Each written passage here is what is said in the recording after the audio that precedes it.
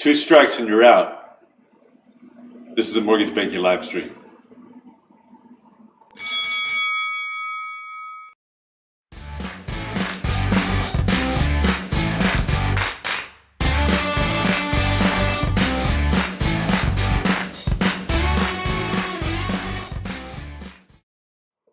Welcome. This is the Mortgage Banking live stream. Today is March 2nd, 2023. I'm Troy at Garrett's Horn. We talk politics, we talk business, we talk regulation, we talk anything you want to. If you want any information on this live stream, just text me, just call me, just email me. We'll get your information, your questions on here. Like this video, subscribe to this video, share this video with your friends. We put lots of information. We connect with lots of people out here, and we are always welcoming new people to come in.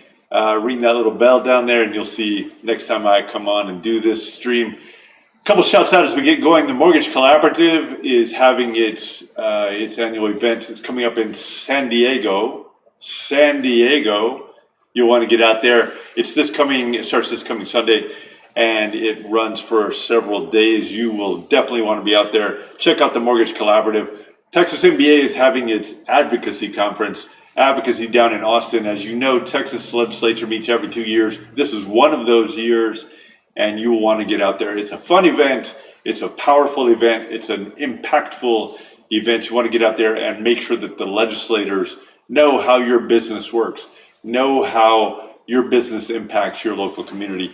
They often are making rules, talking about rules, thinking about rules, whether to oppose a rule, to implement a rule, to propose, to reject a rule.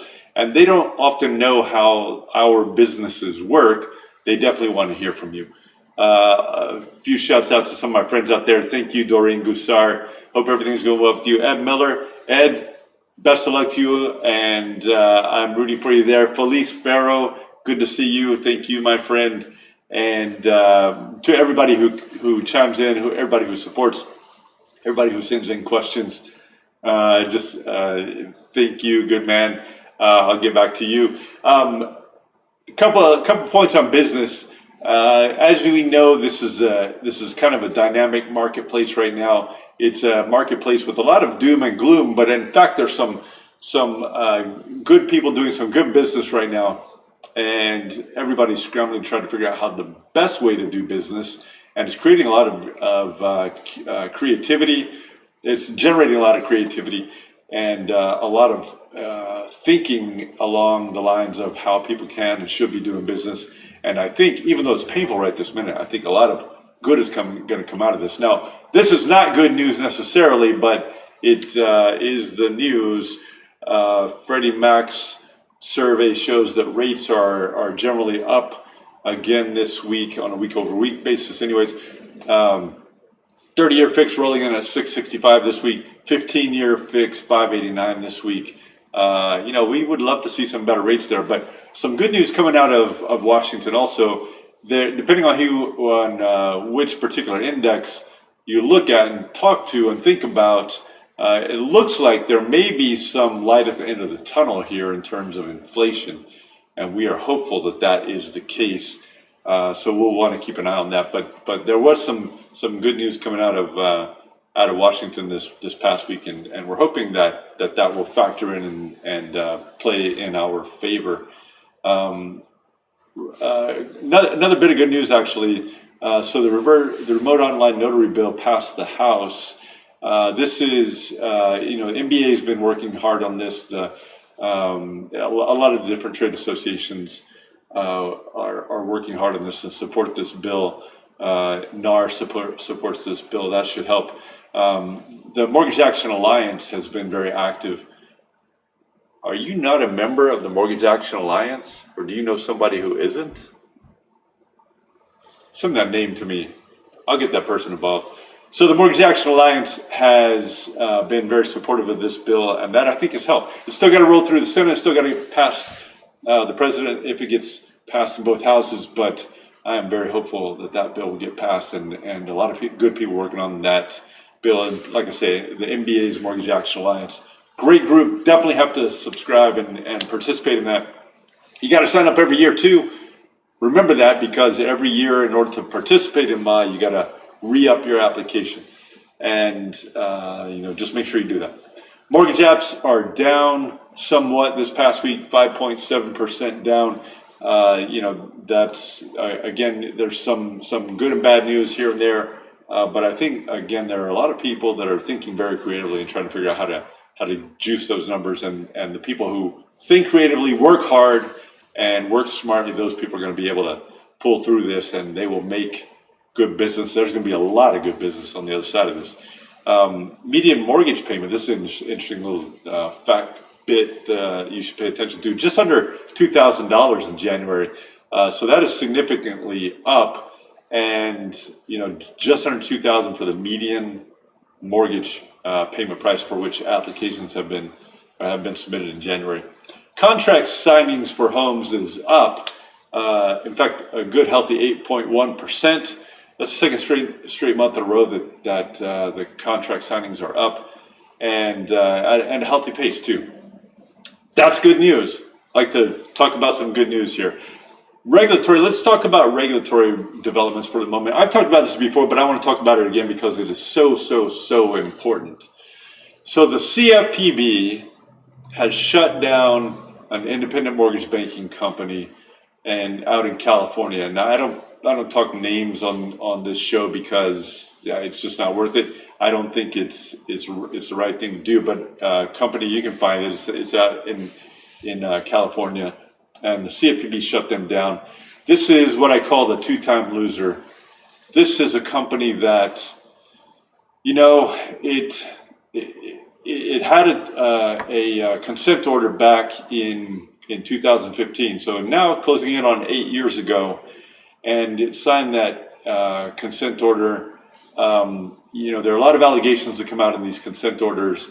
That's really usually the first peek that the public gets to see in these matters. And, the CFPB gets to write in those consent orders essentially whatever it believes. And it puts a lot of information in there. It's sort of like listening to a grand jury. You hear the one side of the story. You don't really hear the other side of the story, so it's oftentimes hard to know exactly what in fact was going on. You can only see the allegations by the agency, but it does give you some insight to what the agency believes is wrong, whether it's true or not. It believes what the agency believes is wrong. Anyway, back in 2015, the company paid about $250,000. It entered a compliance plan. It agreed to submit reports. And the basic allegations in there, again, true or not, we don't know, but the basic allegations in that 2015 first consent order was that there was deceptive advertising going on, that there was use of FHA, VA type logos that were deceptive to the public. There were a bunch of allegations in that consent order back then. Failure to disclose monthly payments and rates in connection in advertising as required by Truth in Lending. The violations, a bunch of different rules, Truth in Lending, the MAPS rule, the Consumer Financial Protection Act, a lot of that alleged back in 2015. So back in 2015, company settles, enters this administrative consent order, and back when Richard Cordray was the director, goes on its way, right? Now, it has to comply with the law going forward, and it has to submit reports, and it has to implement these compliance plans. Well, here is part of the risk, and this is not just with CFPB, but they like to do this. You have these agreements that you sign if you do a consent order like that, and you say, I promise that going forward, this is what I'm going to do, and you spell out the details, and usually it's something that is in advance of what, in addition to what the law actually says. So if you're ever looking at a company to buy, for example, or if you're talking to a company about compliance, for example, make sure you ask, do you have any of consent orders, whether CFPB or otherwise, because it could have these private deals on the side. Anyway, so company enters into this consent order, and CFPB comes back around 7 or so years later, and it says, well, you know what? You're continuing to violate the law. Not only are you violating the law now, but you're also violating these prior requirements, because we settled saying that you're going to comply going forward. And now, so we got you sort of strung over a barrel, because it's not only just the law, but it's also any any of those promises that you made back so long ago. So this new order is much more draconian. Permanent ban from the industry. So the company has a permanent ban from the industry. Company's going to pay $1 million to a victims relief fund. And the allegations here are not so different from the allegations back in 2015.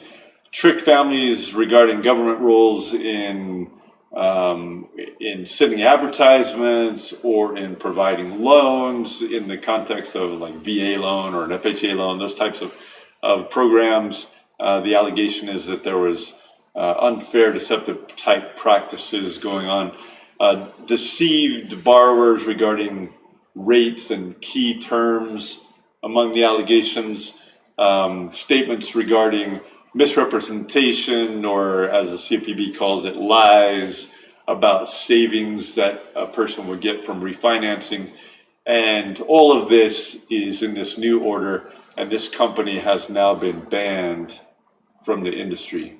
That's not a list that any of you want to be on.